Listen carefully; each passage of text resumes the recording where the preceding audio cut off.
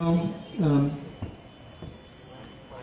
some comments on Srila Prabhupada's class to help enliven everybody, and then he'll open the floor for any questions or comments. So please stick around, it's going to be exciting. Okay, Marish?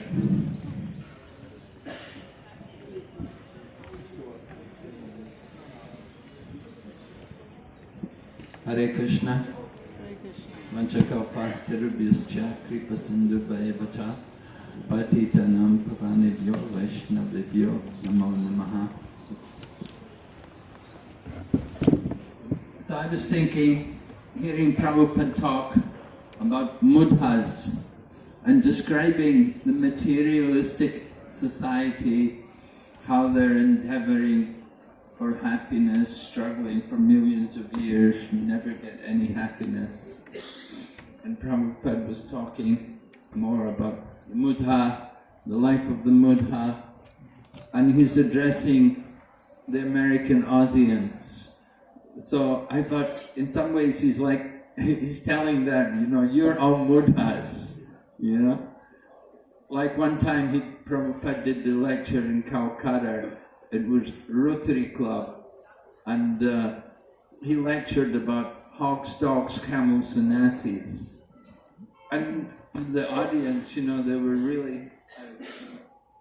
audience were really enjoying it, and they were laughing and everything. And they congratulated Srila Prabhupada that you spoke very nice, Swamiji. And afterwards, Prabhupada said to the devotees with him, he said, you know, I called them all hogs, dogs, camels, and asses, and they have applauded and congratulated me. So in the same way here, Prabhupada was talking about mudhas and describing the materialistic society, how people are working like asses all the day, they're carrying heavy load, tons on their back, you know, they get very little in return.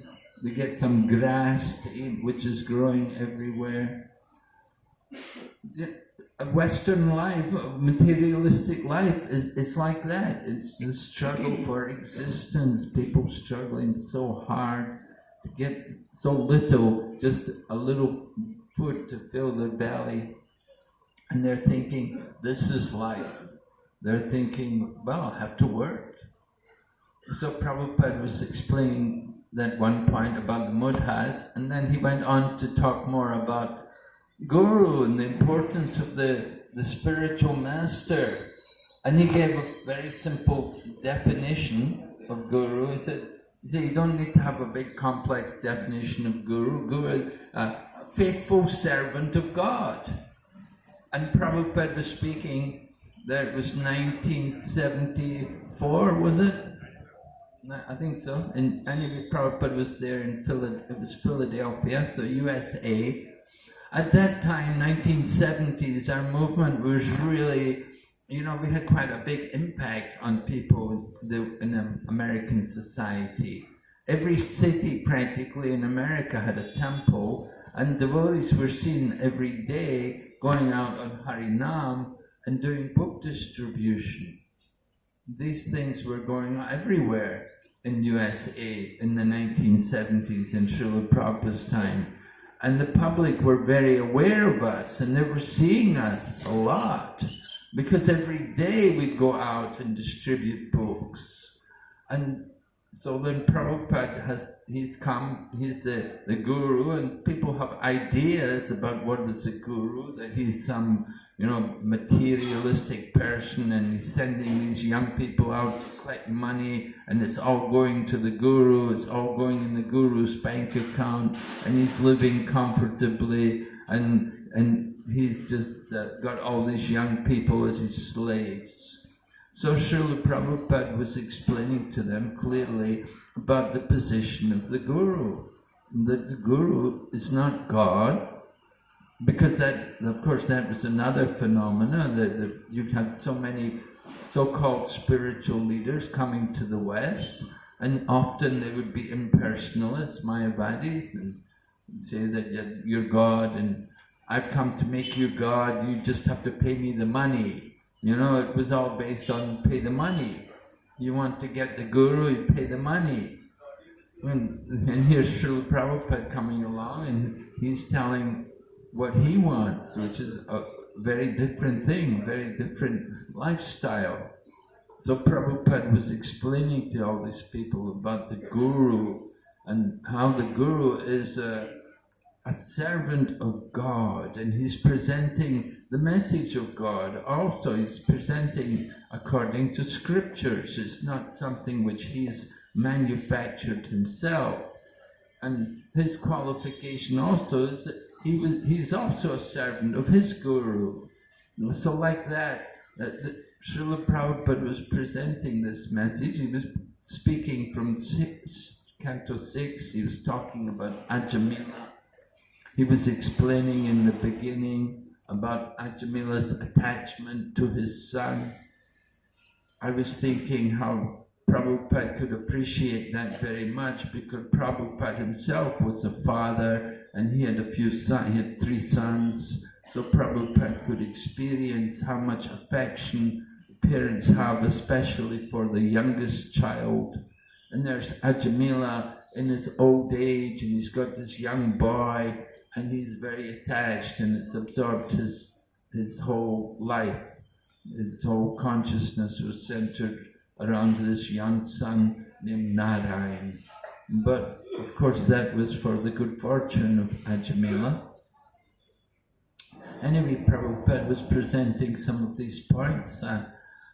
Certainly it was a very nice lecture, very meaningful, very clear. The purpose is very clear from it, and the audience would certainly be benefited hearing Prabhupada speak in this way. He presented pretty much an overview of a Krishna conscious philosophy, that you need to have the help of a spiritual master, and the message of the spiritual master is not something which you can change. You don't adulterate it. You have to keep the purity. We have to follow and repeat as the spiritual master. No, I don't want you. As the spiritual master presented the message, so we repeat that message the same way.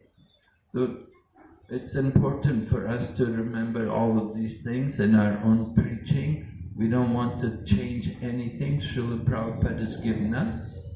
We like to preserve everything and try to repeat also, but at the same time put it in a modern way. Just as Bhaktisiddhanta Saraswati was appreciated by Srila Prabhupada. When Srila Prabhupada wrote Vyas Puja for Bhaktisiddhanta Saraswati, he said, "Oldest of all, but in new dress, miracle done, your divine grace."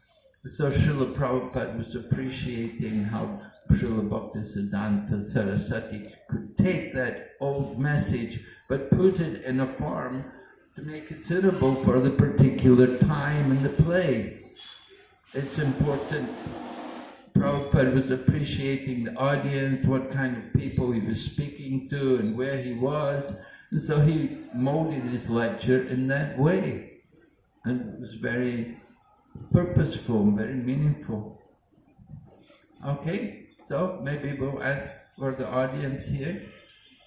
So many Maharajis are here and other devotees. Anybody else?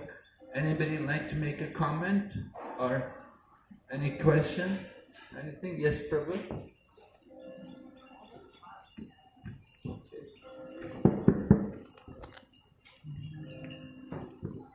Thank you, Hare Krishna. Thank you, Maharaj, for the wonderful talk. Maharaj, in the video, Prabhupada made this statement that make word of Guru our life and soul. So sometimes we are a little selective in following particular words of our Guru Dev. So how to get that attitude, that determination to make every word of our Guru our life and soul? How to get that attitude and determination in life?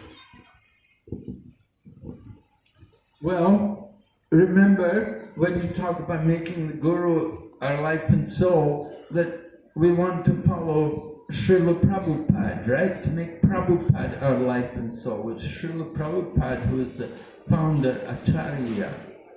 and he is the guiding force in our Krishna consciousness movement. So how do we make Srila Prabhupada our life and soul? This is something we're trying to do regularly. We're trying to encourage all the devotees to keep Srila Prabhupada in the center of our movement.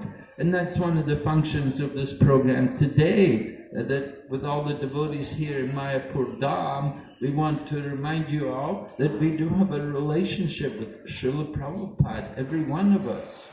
And we want to connect with Srila Prabhupada. And we do it by watching his videos, by listening to his lectures, and then by sharing and discussing our realizations of Srila Prabhupada and his teachings. This is how we make the Guru our life and soul, by keeping Srila Prabhupada's books with us constantly. Everywhere we go, have a book with us.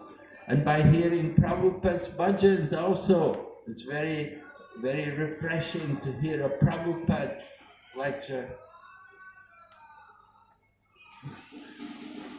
Hare Krishna. So like that, you can keep Prabhupada in your heart by regularly reading Prabhupada's books, by associating with the devotees of the Krishna consciousness movement. Prabhupada said, this movement, this is Srila Prabhupada, this is a representative of Srila Prabhupada. He is the founder Acharya of ISKCON. So if we're active in ISKCON, taking part in the ISKCON programs, then you can feel connected to Prabhupada. If we go off and we go away to other things, we're not so much connected with Prabhupada anymore. We lose the connection. So the lifeline is there with Srila Prabhupada. Prabhupada is throwing us the lifeline. That lifeline are Prabhupada's instructions for all of us. We want to keep Prabhupada's instructions very close to us and always following Prabhupada's instructions. This is what it means to have Srila Prabhupada as our life and soul. Yes, Maharaj? Hare Krishna, thank you. Just comments, Maharaj. Prabhupada also mentioned about the ashes. They are known for being stupid. That the grasses are already available on both sides of the road, but the master is carrying the grasses, and the ashes is also moving, the grass is also moving for millions of years, but they are not going to achieve what they want. And Prabhupada also has been, many places Prabhupada has been using word, very, very strong word like ashes, camel, dogs, and pigs. We see that pigs also, they enjoy eating stool. And the camel also, they are eating thorns, and they're cutting the tongues and also mix with the blood and thinking that this is enjoyment. So dogs, camels, and Hogs, dogs, hogs. camels, and asses. Very nasty. And yeah, because also that I believe that the asses in the modes of ignorance, this is why also Balaram has come. Balaramji come to kill Venukashura in the form of the ash. Because to remove modes of ignorance and passion needs the power of Guru, Gurudev. Prabhupada was saying that about Guru. Because they don't know what is the goal of life, the mission of life. Nate vidu svardakatim hi Vishnu. They don't know that. That's why they are living like animals. Thank you, Maharaj. Yes? Yes, what animal? Yes, Maharaj?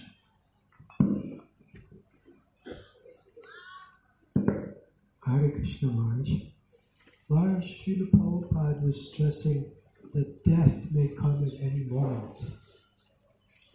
Could you please speak on the importance of urgency in our practice of Krishna consciousness?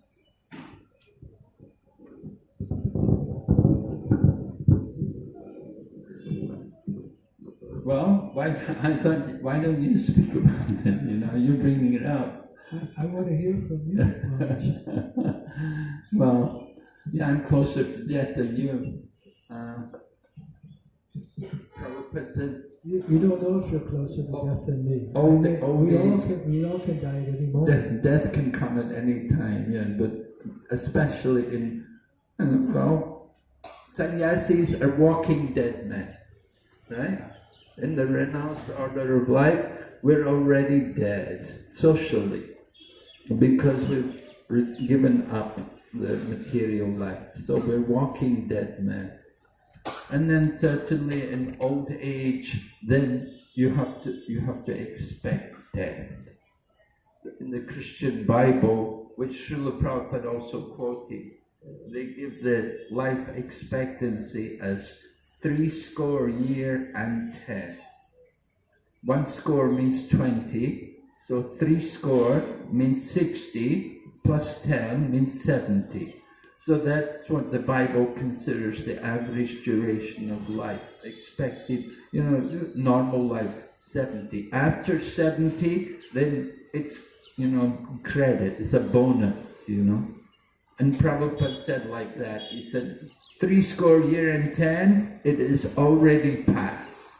Therefore, the point was, at any moment death can come, and it won't be a surprise, because we've already reached that point in life, that it can come at any moment. So, Jayapataka Swami was speaking about Gaur Govinda Maharaj, how Gaur Govinda Maharaj departed here in Mayapur, just about the time when we were having the Gaur Purnima festival, Maharaj. And Gaur Govinda Maharaj was so glorious that he was recounting the pastimes of Lord Jagannath, and at that time he departed from the world. In the course of his own speaking, he was speaking and then he just stopped and he just gave up the body, he left the body. So a very glorious departure to leave. Of course, not everybody could be so fortunate to live in such a glorious way, but it was an indication of his advanced situation that Srila Gaur Govinda Maharaj could depart in such a very unique manner. But most of us, we won't be so fortunate, we have to leave, but we do have to leave the world. As Prabhupada quoted, as sure as death, and death is sure. The death rate, Prabhupada would say, the death rate is the same as always been, 100%. Everyone is going to die. So it's certain. So we have to prepare. And the preparation is, of course, practicing, remembering Krishna by chanting the holy name, by faithfully chanting the holy name. Kulashekar Maharaj, the Alwar from South India, he's quoted, his verse is very famous, is a very well-known verse in South India. Everybody knows, Krishna Tvadiya Pada Pankaja Panjarantam Adyaiva Vishutu Manasaraja Hamsa Prana Prayana Kapaye Kapat Vatapitaye Kantavaro Dhanavado Smaranam Kutaste. Maharaj Kulashekar said, let me die now while I can still chant the holy name of the Lord. If I wait for death to come naturally, then my throat may be choked up with mucus and I won't be able to chant. So let me die now while the swan of my mind is entangled in the stem of the lotus feet of Lord Krishna. So the Manasa Raja Hamsa, the mind is compared to the swan, because the swan plays with the lotus flowers and the stem of the lotus is wrapped around the neck of the swan. So in the same way, we want our mind to be wrapped around the lotus feet of Lord Krishna. So that is the ambition of devotee. Let me die now while I can still chant the holy name. Yes, Prabhu.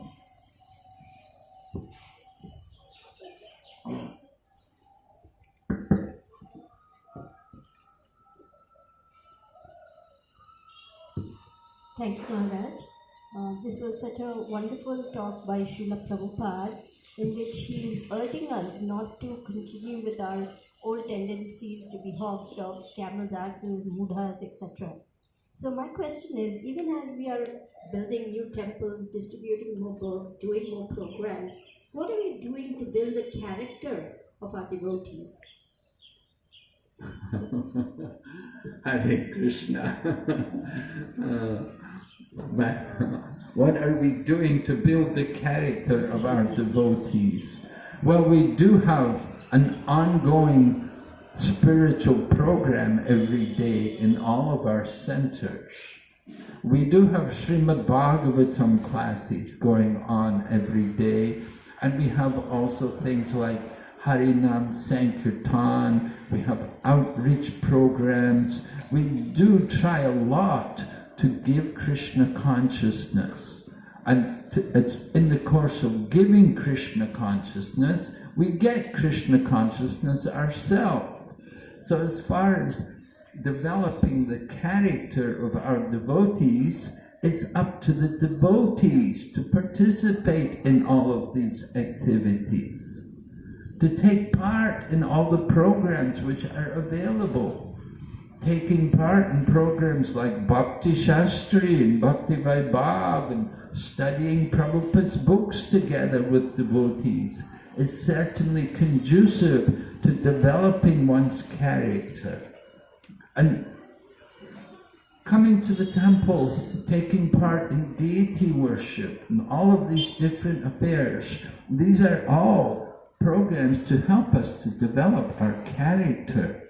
You take part in a deity worship program, then you have to give attention to purity and cleanliness and punctuality.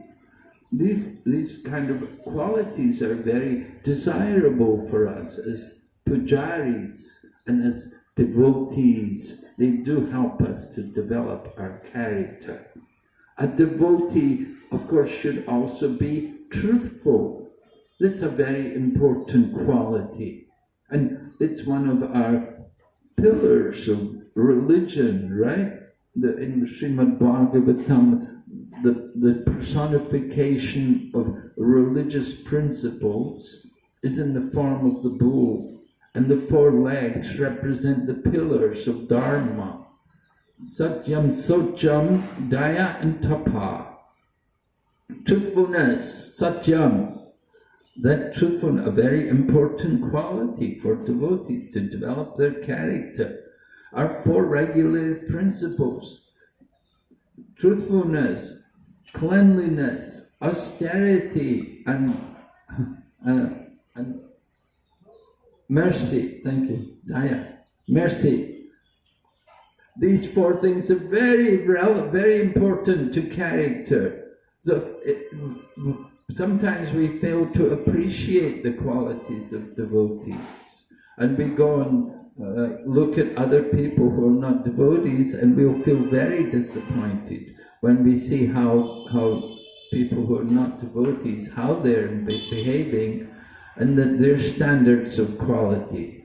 But generally we find the devotees to be very wonderful as far as their character goes.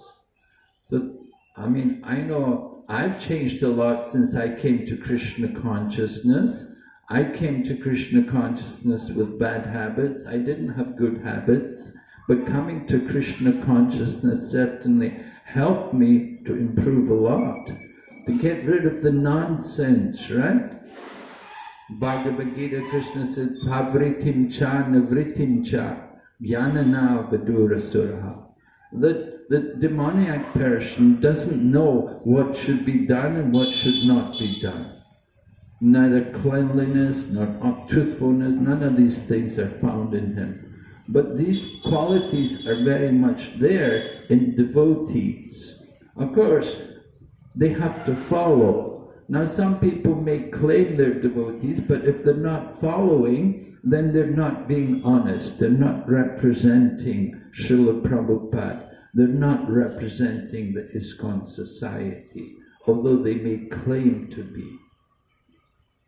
So it's important for us to try to bring people in and keep in touch with them, keep on top of them, make sure that they're trying to follow. At least they should be trying to follow. So it's important with devotee care, caring for people who have been in Krishna consciousness at one point, but somehow in the course of time they go away, they drift off. This is a problem. So we try to bring back the devotees, we try to reach out to them, invite them and to come, try to encourage them, to bring them back, to save their spiritual lives. It's a lot of work, and it needs a lot of work. It's very important. So this is our duty as devotees. We care. We try to make new devotees, and at the same time we try to bring back the old devotees, the ones who've gone away, try to bring them back. Okay? Hare Krishna. Okay, we have Janmashtami Prabhu says we have to stop here. Okay, thank you very much. Srila Prabhupada ki jai.